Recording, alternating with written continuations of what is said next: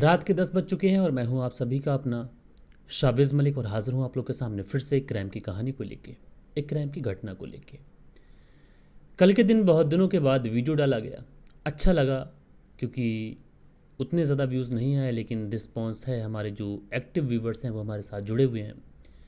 अच्छा, मैंने भी आज कहानी का जो सेटअप है ये पूरी तरीके से तैयार कर लिया है और आगे से जो क्राइम स्टोरीज़ का सिलसिला रहेगा ये बदस्तूर जारी रहेगा, क्योंकि बहुत दिनों आप लोगों से दूर रहा, बहुत दिनों आप लोगों के सामने बातचीत नहीं की। मैं जानता हूं कि जितना मैंने आप लोगों को मिस किया उतना ही आप लोगों ने भी मुझको मिस किया। तो अब फाइनली डिसीजन ये लिया गया है कि व्यूज़ इन सारी चीज़ों पे हम नहीं भागेंगे। हमारा काम है क्राइम स्टोरी सुनाना, लोगों को जागरूक करना, बस हम वही करेंगे। बाकी व्यूज़ आते हैं नहीं आते हैं, ये जितना किस्मत में होगा उतना मिल जाएगा। बाकी अपने काम के प्रति हम पूर्ण निष्ठा रखेंगे। दोस्तों, बात करें अगर आज की इस कहानी की, तो आज की ये कहानी अपने आप में एक ऐसी कहानी है कि एक व्यक्ति जो पहले भी बहुत ज़्यादा क्राइम कर चुका था, लेकिन उसके बावजूद भी वो पुलिस की गिरफ्त से, लोगों की गिरफ्त से दूर था। वो जितने भी क्राइम कर रहा था बहुत ज़्यादा चालाकी के साथ में, स्वतंत्र तरीके से कर रहा था, और शायद उसको अंदाज़ा भी नहीं था कि महज एक छोटी सी गलती की वजह से ना कि वो पुलिस की हत्या चढ़ेगा, बल्कि उसके पुराने पापों का जो घड़ा है वो घड़ा भी फूट जाएगा। दरअसल इस कहानी के अंदर इस व्यक्ति से महज छोटी सी गलती हो जाती है और उसके बाद में बात पुलिस तक पहुंच जाती है। पुलिस आती है, पूछताछ करती है, और जब पूछताछ करती है तो पिछले गड़े हुए जो केसेस थे, एक के बाद एक, परत दर परत, वो सारे केसेस खुलना शुरू हो जाते हैं। और यकीन मानिए दोस्तों, जब ये सारे केस पुलिस के सामने आते हैं तो पुलिस वाले इस व्यक्ति के चेहरे को देखते हैं और सोचते हैं कि कोई व्यक्ति आखिरकार इतना बड़ा क्रिमिनल कैसे हो सकता है। इस व्यक्ति की क्राइम कुंडली देखने के बाद में पुलिस वालों के भी होश फाख्ता हो जाते हैं। आज की कहानी महाराष्ट्र से है, महाराष्ट्र के पुणे शहर से है। कहानी की शुरुआत साल 2004 से होती है, कहानी का अंत साल 2017 में होता है। यानी आप समझ सकते हैं कि ऑलमोस्ट 13 सालों तक ये कहानी ऐसे ही चलती रहती है। तो अब शुरू से इस कहानी को जान लेते हैं। दरअसल महाराष्ट्र के पुणे के अंदर एक महिला रहा करती है जिसका नाम है अर्चना सांगले। अर्चना सांगले जब जवानी की दहलीज पर पहुंचती है तो जैसा कि हर परिवार को बेटी की या फिर बेटे की शादी की चिंता होती है, लिहाजा अर्चना के परिवार वालों को भी लगता है कि अर्चना की शादी कर देनी चाहिए। अब शादी करनी है तो फिर उसके लिए लड़का भी चाहिए। लिहाजा जो परिवार वाले होते हैं वो अर्चना के लिए लड़का देखना शुरू कर देते हैं। लड़का देखा जाता है, इधर उधर तलाश की जाती है, रिश्तेदार वगैरह ढूंढते हैं। आखिरकार अर्चना के लिए इसी महाराष्ट्र के पुणे में रहने वाला एक लड़का मिल जाता है जो कि नौकरी भी किया करता था, अच्छा खासा देखने में भी था। लिहाजा जो अर्चना के परिवार वाले होते हैं इसी लड़के के साथ में इसकी शादी तय कर देते हैं। शादी की डेट फिक्स होती है, जो डेट आती है उसी डेट के ऊपर शादी होती है। लिहाजा उसके बाद में जो अर्चना थी अब शादी कर कर अपने पति के साथ इसी महाराष्ट्र के सांगवी इलाके में चली जाती है। अब अर्चना थोड़े समय तक तो अपने पति के साथ अच्छी भली ज़िंदगी गुजारती है, लेकिन जैसे ही शादी के वक्त में थोड़ा वक्त गुजरता है, अब अर्चना को भी लगता है कि कब तक मैं पति के पैसों पर ऐसे ऐश करूंगी। मैं भी पढ़ी लिखी हूँ, मुझे भी कुछ करना चाहिए। क्योंकि दोस्तों हर महिला ये सोचती है कि अगर ज़िंदगी में कोई कठिनाई आ जाए, कोई परेशानी आ जाए, तो कम से कम इतना तो होना चाहिए कि महिला अपने पैरों पर खड़ी हो। लिहाजा उसके बाद में अर्चना इसी तरीके से सोचती रहती है। सोचते सोचते उसके जहन में ख्याल आता है क्यों ना वो पढ़ी लिखी है, किसी स्कूल में जाए, वहाँ ट्राई करे। अर्चना ऐसा ही करती है। अर्चना एक स्कूल में जाती है। स्कूल में जाने के बाद में वहाँ पर इंटरव्यू वगैरह देती है। अर्चना का सिलेक्शन हो जाता है। अब अर्चना की भी जॉब लग चुकी थी। इधर अर्चना के जो पति थे उनकी भी नौकरी थी, इधर अर्चना की भी नौकरी थी। दोनों पति पत्नी मेहनत करते, दोनों पति पत्नी पैसा कमाते। परिवार में अब पैसों की जो किल्लत थी वो भी दूर हो चुकी थी। लेकिन एक तरफ ये परिवार फाइनेंशियली स्ट्रांग हो रहा था, लेकिन दूसरी तरफ अर्चना और उसके पति के बीच के जो रिश्ते थे, इन रिश्तों में कड़वाहट आती चली जा रही थी। दरअसल अर्चना अपने पति के साथ में ज़िंदगी जी तो रही थी, लेकिन जैसे जैसे शादी को वक्त गुजर रहा था, अर्चना और उसके पति के बीच में जो रिश्ते खराब हो रहे थे, उसकी एक बड़ी वजह यह भी थी कि अर्चना का जो पति था कई बार अर्चना को अपशब्द बोला करता था। अर्चना को गाली गलौज भी दिया करता था, कभी कभार मार पिटाई भी कर दिया करता था। इस वजह से कई बार शिकायत अर्चना के मायके तक भी पहुंची। बात यूं ही रफा दफा हो गई। लेकिन अर्चना किसी भी हाल में अपने पति के साथ खुश नहीं थी। अर्चना को ऐसा लगता था कि शायद वो और बेहतर डिजर्व करती थी। अच्छा, इसी बीच में साल 2005 का वक्त आ जाता है। साल 2005 का जब वक्त आता है तो अर्चना की मुलाकात होती है एक व्यक्ति से जिसका नाम होता है संतोष। संतोष जो कि एक एनजीओ चलाया करता था, समाज सेवा किया करता था, देखने में भी खूबसूरत था, अच्छा था। उसका बोलने का लहजा, बात करने का अंदाज, ये सारी चीज़ें बढ़िया थीं।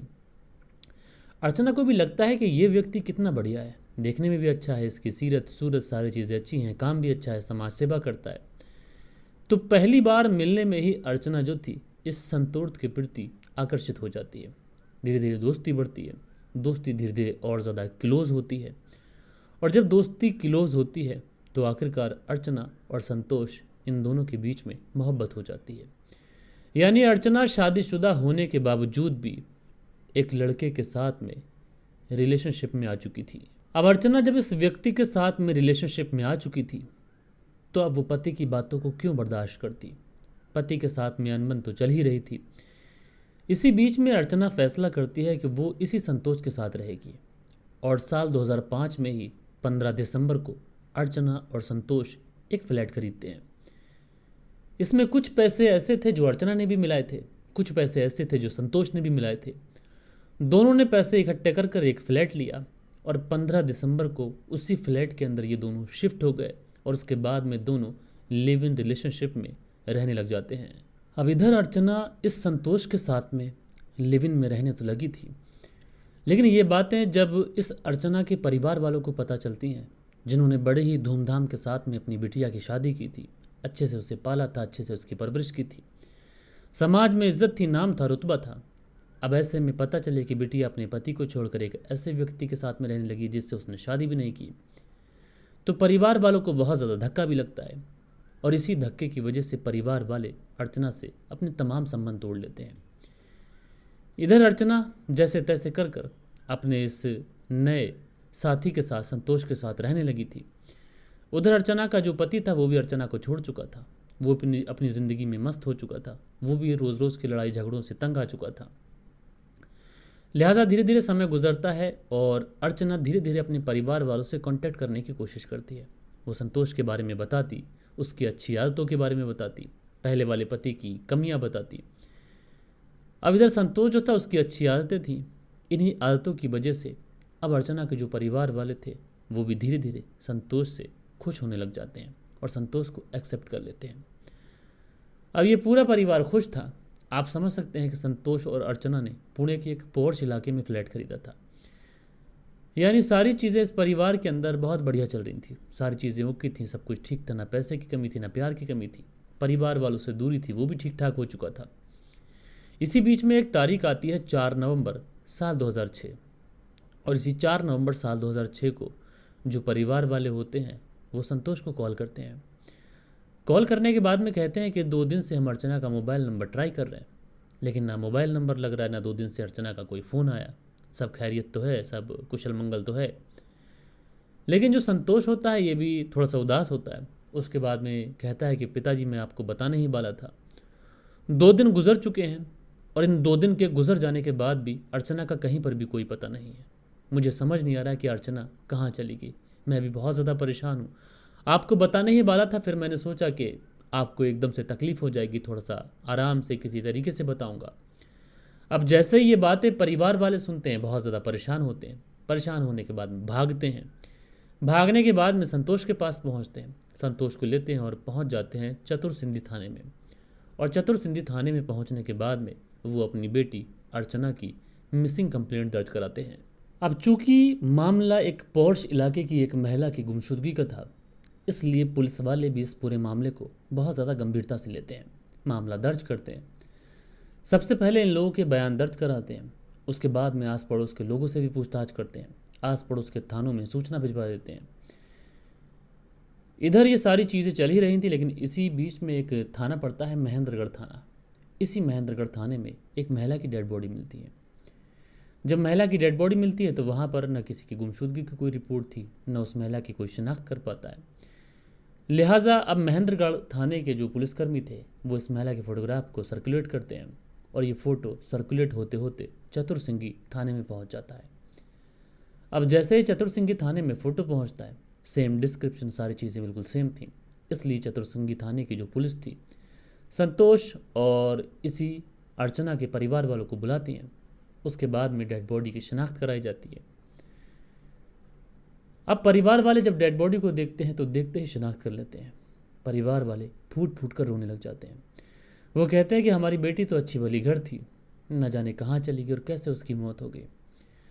अभी तक सारे लोगों को ये सिर्फ और सिर्फ एक हादसा लग रहा था। लिहाजा पुलिस वाले इस पूरे मामले के अंदर बयान दर्ज कराते हैं, डेड बॉडी को पोस्टमार्टम के लिए भेज देते हैं। अब डेड बॉडी पोस्टमार्टम के लिए जा चुकी थी। उसके बाद में डेड बॉडी आती है, डेड बॉडी परिवार वालों को सौंपी जाती है और उसके बाद में पोस्टमार्टम की रिपोर्ट भी आ जाती है। अब जैसे ही पोस्टमार्टम की रिपोर्ट आती है तो उससे पहले जो लग रहा था वो ये था कि महज एक हादसा हो सकता है, लेकिन पोस्टमार्टम की रिपोर्ट ने इस पूरे केस का समीकरण ही बदल के रख दिया। दरअसल अभी तक जो मामला गुमशुदगी का था, अब ये मामला सीधा सीधा मर्डर का हो चुका था। क्योंकि दोस्तों जो पोस्टमार्टम की रिपोर्ट आई थी उस रिपोर्ट में ये बहुत क्लियरली मेंशन किया गया था कि अर्चना की गला दबाकर हत्या की गई है। अब अर्चना की गला दबाकर हत्या हुई थी, लेकिन हत्या किसने, क्यों और कैसे की, ये तमाम सवाल थे, लेकिन पुलिस के पास में जवाब कोई नहीं था। लिहाजा जिन जिन लोगों से नज़दीकियाँ थीं, जिन जिन लोगों के साथ में मिलना था, उठना बैठना था, उन सारे ही लोगों से पूछताछ की जाती है। अर्चना का जो पुराना पति था उस पति को भी उठाया जाता है, उससे भी पूछताछ की जाती है, लेकिन वहाँ से भी कुछ नहीं मिलता है। समय लगातार ऐसे ही फिसलता रहता है। अर्चना के पिता और साथ के साथ ये जो संतोष था, ये लगातार पुलिस के ऊपर प्रेशर बनाते रहते हैं। पुलिस अपनी जी तोड़ मेहनत करती रहती है, समय का पहिया चलता रहता है। यानी आप समझ सकते हैं कि साल 2006 का ये मामला था, साल 2006 भी गुजर जाता है, साल 2007 आता है। साल 2007 में जो अर्चना के पिता थे ये पुलिस के पास पहुंचते हैं। पुलिस के पास पहुंचने के बाद में कहते हैं कि एक बार संतोष को भी उठा लो, क्योंकि मेरी जो बिटिया है वो इसी के घर से गायब हुई है। तो बहुत पॉसिबल है कि इस संतोष को शायद कुछ पता हो। अच्छा, पुलिस वालों को भी अर्चना के पिता की ये बात थोड़ी ठीक ठाक लगती है। उसके बाद वो ऐसा ही करते हैं। वो तुरंत अर्चना के साथ में जो व्यक्ति रहा करता था संतोष, उसको उठाते हैं, उससे भी पूछताछ करते हैं कि तुम कहाँ थे जब तुम्हारी पत्नी गायब हुई, क्या तुम्हें उसके बारे में कोई जानकारी नहीं, वो किससे मिलती थी, कहाँ जाती थी, कौन उसके दोस्त थे। जितने भी सवाल पुलिस वाले करते हैं उन सारे ही सवालों के जवाब जो थे वो संतोष बहुत सही सही देता है, और कई बार पुलिस की क्रॉस चेक करने पर भी संतोष के खिलाफ कोई भी सबूत नहीं मिलता है। अब संतोष के खिलाफ कोई सबूत नहीं मिलता है, मजबूरन पुलिस को संतोष को छोड़ना पड़ता है। लेकिन इधर संतोष ये परेशान था कि आखिरकार उसकी प्रेमिका का कातिल है कौन। दूसरी तरफ घर वाले भी परेशान थे। 2007 में संतोष को पूछताछ के लिए बुलाया था, 7 भी गुजर जाता है, 8, 9, 10 सालों का वक्त गुजर जाता है। धीरे धीरे परिवार वाले भी अब चक्कर लगा लगा के थक चुके थे। धीरे धीरे ये मामला ठंडे बस्ते में जाने लगता है। 10 गुजरता है, 11, 12, 13, 14, 15, 16, यानी कि 16 भी गुजर जाता है और साल 2017 आ जाता है। और जैसे ही ये साल 2017 आता है, अर्चना के पिता को एक बहुत ही अजीब बात पता चलती है। दरअसल साल 2017 में अर्चना के पिता को कोई व्यक्ति बताता है कि अर्चना और उसके प्रेमी संतोष ने जो पुणे के पॉर्श इलाके में फ्लैट लिया था, साल 2014 के अंदर संतोष ने उस फ्लैट को बेच दिया है। अब जैसे ही ये बातें अर्चना के पिता को पता चलती हैं तो उनको बड़ा अजीब सा लगता है कि जो फ्लैट दोनों के नाम पर था और उसमें से एक व्यक्ति अगर मर जाए तो ऐसा भी नहीं कि इन दोनों के बीच में कोई रिश्ता था जो इन दोनों ने एक दूसरे को कोई नॉमिनी बना दिया हो, तो ऐसा पॉसिबल ही नहीं है कि फ्लैट बेचा जा सके। लिहाजा इस बात की सूचना लेकर वो पुलिस में पहुंचते हैं कि साल 2014 में फ्लैट बेच दिया गया, और अगर फ्लैट बेचा गया तो उसका एक हिस्सा हमें मिलना चाहिए था। बात तो बहुत छोटी सी थी, लेकिन इस छोटी सी बात से इतना बड़ा खुलासा हो जाएगा, इस बात का अंदाज़ा किसी को नहीं था। लिहाजा पुलिस वाले जो होते हैं वो संतोष को बुलाते हैं। बुलाने के बाद में पूछताछ करते हैं कि तुमने फ्लैट क्यों बेचा, कैसे बेचा, और अगर तुमने फ्लैट बेचा भी है तो उसका कुछ पैसा तुम्हें अर्चना के माता पिता को देना चाहिए। अच्छा, जो संतोष होता है वो कहता है कि देखो 3 साल पुरानी बात हो चुकी है, साल 2014 के अंदर वो फ्लैट बेचा गया है, मुझे थोड़ा सा समय चाहिए ताकि मैं कुछ पेपर, कुछ ऐसे सबूत पुलिस स्टेशन के अंदर सबमिट कर सकूं जिससे सारी चीज़ें क्लियर हो जाएं। पुलिस वाले भी वो समय जो थे वो संतोष को दे देते हैं। संतोष 1-2 महीने का समय लेता है, कुछ पेपर वगैरह थे वो पेपर वगैरह पुलिस थाने के अंदर सबमिट करता है। अब जैसे ये पुलिस थाने के अंदर सबमिट करता है उन पेपर्स को, तो अर्चना के पिता के कहने पर जब पुलिस वाले उन पेपर्स को क्रॉस चेक करते हैं तो उसमें एक पेपर ऐसा था जिसमें लिखा हुआ था कि साल 2012 के अंदर अर्चना ने एक पेपर पर साइन किए थे और वो सारी की सारी जो प्रॉपर्टी थी उसने संतोष के नाम कर दी थी। अब वैसे तो ये एक प्रॉपर्टी किसी के नाम कर देने वाली बात थी, ये चीज़ें पॉसिबल भी थी, लेकिन इसमें जो बहुत बारीक सा पॉइंट था उस पर पुलिस वालों का जहन पहुंच जाता है कि जो लड़की जिसकी डेथ साल 2006 के अंदर हो चुकी है, बाकायदा डेड बॉडी मिली है, डेड बॉडी बरामद हुई है, तो वो लड़की साल 2006 में मरने के बाद में साल 2012 में आकर प्रॉपर्टी के कागज़ पर कैसे साइन कर सकती है। ये बातें कहीं ना कहीं पुलिस वालों को हजम ही नहीं होती हैं। अब कहने को तो पुलिस को ये बातें हजम नहीं हो रही थी, लेकिन पुलिस सबूतों पर काम करती है। लिहाजा उसके बाद में पुलिस वाले बाकायदा उसी विभाग में पहुंचते हैं जिस विभाग के अंदर प्रॉपर्टी को ट्रांसफ़र किया गया था। उस विभाग में जाकर जानकारी जुटाते हैं, कहते हैं कि साल 2012 में एक प्रॉपर्टी किसी के नाम की गई थी और ये साइन है, तो ये सब कुछ कैसे पॉसिबल हुआ। तो जो विभाग के लोग होते हैं वो कहते हैं कि साल 2012 के अंदर यहाँ ये प्रॉपर्टी दी गई थी दूसरे संतोष को, और बाकायदा ये लड़की खुद यहाँ पर चल के आई थी और इसी लड़की ने ये साइन किए थे। ऐसे तो हम प्रॉपर्टी किसी को दे नहीं सकते। उसी लड़की के कहने पर, उसी के साइन करने पर, उसी के बायोमेट्रिक अंगूठा सारी चीज़ें लगने के बाद में ये चीज़ें हो पाई थी। अब ये चीज़ें कैसे हो सकती है कि एक लड़की साल 2006 में मर जाए और साल 2012 में साइन कर दे। पुलिस वालों को भी बड़ा अजीब लगता है, लेकिन फिर पुलिस वाले सोचते हैं कि जो संतोष है वो तो इस अर्चना की जो डेथ हुई उसके अंतिम संस्कार में शामिल रहा, तो उसी से पूछताछ कर लेते हैं कि भाई साल 2006 में तुम्हारी पत्नी मर गई थी और साल 2012 में साइन किए गए, ये कैसे हुआ। उसके बाद में इस संतोष को बुलाया जाता है। बुलाने के बाद में संतोष से पूछताछ की जाती है उसकी प्रेमिका के बारे में। संतोष थोड़ी देर तक तो इधर उधर की बातें बताता है, लेकिन पुलिस को समझने में देर नहीं लगती है कि संतोष पुलिस को घुमाने की कोशिश कर रहा है।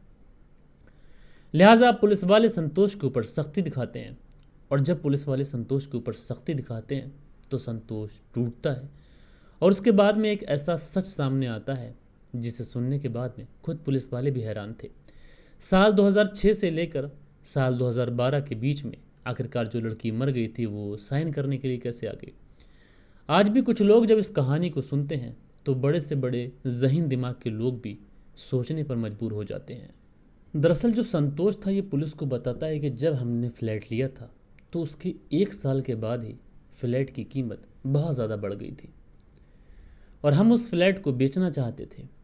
यहाँ पर हम का मतलब संतोष और अर्चना बिल्कुल नहीं था, बल्कि संतोष के साथ में जो उसकी टीम थी, जो उसके दोस्त थे, वो सारे लोग थे। लेकिन अर्चना का भी नाम था, अर्चना का भी पैसा लगा था, अर्चना के नाम में भी प्रॉपर्टी थी, इसलिए अर्चना उस प्रॉपर्टी को बेचने के लिए बिल्कुल भी तैयार नहीं थी। इधर संतोष की प्लानिंग थी कि इस फ्लैट को बेच दिया जाए, कहीं और पैसे इन्वेस्ट कर दिए जाएँ, कहीं और मोटा पैसा कमाया जाए, लेकिन अर्चना फ्लैट को बेचने के लिए तैयार नहीं थी। अब यहीं पर ये लोग प्लानिंग करते हैं। इन लोगों को लगता है कि अगर हम लोगों ने अर्चना को सही तरीके से ठिकाने लगा दिया तो हम इस फ्लैट को बड़ी आसानी के साथ बेच सकते हैं। उसके बाद में संतोष अर्चना से कहता है कि चलो बहुत दिन हो गए हैं, कहीं घूम कर भी नहीं आए। ऐसा करते हैं कि कोल्हापुर के अंदर एक बहुत प्रसिद्ध मंदिर है, वहीं पर चलते हैं, दर्शन भी कराएंगे और घूम फिर भी आएंगे इसी बहाने। अर्चना पहले तो तैयार नहीं होती है, लेकिन किसी तरीके से संतोष जो था वो अर्चना को कन्विंस करता है। उसके बाद बाकायदा ये लोग पहुँचते हैं और वापसी लौटते समय जो महेंद्रगढ़ थाना है और यहीं पर जो किला है, उसी किले के पास में अचानक से गाड़ी रोक देते हैं। गाड़ी रोकने के बाद में ताबड़तोड़ वार करते हैं, गला दबाकर हत्या करते हैं और डेड बॉडी को वहीं पर छोड़ते हैं और वहाँ से 9 तो 11 हो जाते हैं।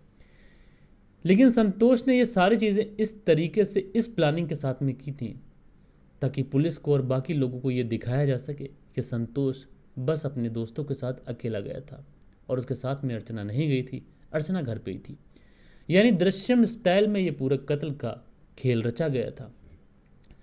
उसके बाद में साल 2008-9 तक ये सारी चीज़ें चलती रहती है। साल 2012 के अंदर एक महिला को अर्चना की आइडेंटिटी दी जाती है और ज़मीन इस संतोष के नाम पर कराई जाती है और 2 साल के बाद में संतोष ये प्रॉपर्टी किसी और को अच्छे दामों पर बेच देता है। यानी आप सोच सकते हैं कि एक केस के अंदर पुलिस पहले हार गई, थक गई, फिर वो मामला प्रॉपर्टी का पहुंचा। अब प्रॉपर्टी का जब मामला पहुंचा तो इस तरीके से ये पूरा केस खुलकर सामने आया और बाद में पुलिस ने महज प्रॉपर्टी की छानबीन की थी। बाद में पुलिस को ये भी पता चला कि ये जो संतोष है ये अपने ट्रस्ट, अपने एनजीओ की आड़ में सेक्स रैकेट भी चला रहा है और ये काम वो बिना डरे, बिना रुके सालों से करता चला आ रहा है। बहरहाल दोस्तों, पुलिस ने इस अंधे कत्ल का पर्दाफाश किया। जिस केस के अंदर पुलिस हार चुकी थी, आखिरकार इस केस के अंदर महज एक छोटे से क्लू से इस पूरे जो केस था इसका पर्दाफाश होकर रह गया। आप लोग इस पूरी कहानी को किस तरीके से देखते हैं मुझे कमेंट्स करके ज़रूर से ज़रूर बताइएगा। बाकी कल के दिन आप लोग के कुछ बेहतरीन से बहुत अनमोल कमेंट्स भी हैं। वक्त होता है कि आप लोग के कमेंट्स पढ़ लिए जाएं। सो दोस्तों, जो आप लोग के कुछ बेहतरीन से कमेंट थे, इसमें नसीर अहमद लिखते हैं, अस्सलाम वालेकुम शाबिज भाई, कैसे हैं आप? तो नसीर अहमद जी, मैं बिल्कुल ठीक हूँ, आप बताएं कैसे हैं। खान अकील लिखते हैं, अस्सलाम वालेकुम शाबिज भाई, अल्लाह आपको जल्दी कामयाबी दे। तो खान अकील जी, हमेशा के लिए हमारे साथ जुड़े रहने के लिए आपका धन्यवाद, शुक्रगुजार हूँ। सचिन चौधरी जी बहुत प्यारा सा कमेंट्स करते हैं, कुछ हार्ट्स बनाकर हमें प्यार दिखाते हैं, शुक्रिया मेरे भाई। फरजाना सिद्दीकी लिखते हैं, हिम्मत बिल्कुल नहीं हारो सर और इंशाअल्लाह सक्सेस ज़रूर मिलेगी। तो फरजाना सिद्दीकी जी बहन, आपका शुक्रिया। मंसूरी भाईजान लिखते हैं, बहुत सारे सेलिब्रेशन वाले इमोजीज बनाते हैं, शुक्रिया। उसके बाद में मनदीप वर्मा की पत्नी प्रादीप वर्मा जलंधर पंजाब से कहानी सुनती हैं, लिखती हैं, नमस्ते सर जी। तो बहन, आपका शुक्रिया। उसके बाद में विनोद उपाध्याय लिखते हैं, मलिक जी कैसे हैं, अच्छी लगती हैं आपकी सभी कहानियाँ। तो विनोद उपाध्याय जी मेरे भाई, आपका तहे दिल से शुक्रगुजार हूँ। सुरेंद्र शर्मा लिखते हैं, नमस्कार मलिक भाई साहब, नाइस स्टोरी। सुरेंद्र कुमार श्री विजयनगर राजस्थान से सुनते हैं, तो मेरे भाई आपका शुक्रिया। फरजाना सिद्दीकी लिखते हैं, प्लीज़ चेक दी माइक। तो शायद माइक में कल कुछ प्रॉब्लम थी, आज वॉइस कैसी आ रही है मुझे कमेंट्स करके बताइएगा। मंसूरी भाईजान लिखते हैं, भाई जी अस्सलाम वालेकुम। भाई जी क्या हाल चाल हैं भाई जी, थोड़ा सा कंसिस्टेंसी बढ़ाओ और कहानी जल्दी लाओ और लंबी नहीं होना चाहिए, एक दिन कामयाबी मिल जाएगी। तो मंसूरी भाईजान जी मेरे भाई, शुक्रिया आपका। परवेज़ अहमद जी कमेंट्स करते हैं, सुनील त्यागी हैं, लिखते हैं, नमस्कार भाई साहब, रेनू सुनील त्यागी शहना बुलंदशहर से सुनते हैं, शुक्रिया। नसीर अहमद लिखते हैं, शाविज भाई केस की डिटेल्स बताइए, ना कि माँ और बच्चों की जिस लड़के ने मर्डर किया और बाद में पुलिस ने उसका इनकाउंटर कर दिया। नसीर अहमद जी, उस केस की डिटेल मैं अगर सुनाऊंगा तो आप फिर वही कमेंट्स करेंगे कि हम सुन चुके हैं ये कहानी, क्योंकि इस केस पे मैं थोड़ा लेट हो गया। अशबा जी लिखती हैं, अस्सलाम वालेकुम शाविज भाई कैसे हैं। तो अशबा जी मैं ठीक हूँ, आप बताएं कैसे हैं। इरशाद मंसूरियाँ लिखते हैं, इस घटना से ये सीख मिलती है कि जो इंसान होता है वही बताता है उसने किसका कत्ल किया है और किसका कत्ल उसने किया है। तो दोस्तों, ये कुछ बेहतरीन से कमेंट्स थे जो मैंने अपने अंदाज में पढ़े हैं। आशा करता हूँ कि आज की जो कहानी है ये आप लोग को पसंद आई होगी। बाकी दोस्तों, मिलते हैं कल के दिन किसी और स्टोरी के साथ में। जब तक के लिए अपना ख्याल रखें, देश का ख्याल रखें, परिवार के रिश्तों की अहमियत को समझें। जय हिंद, जय भारत।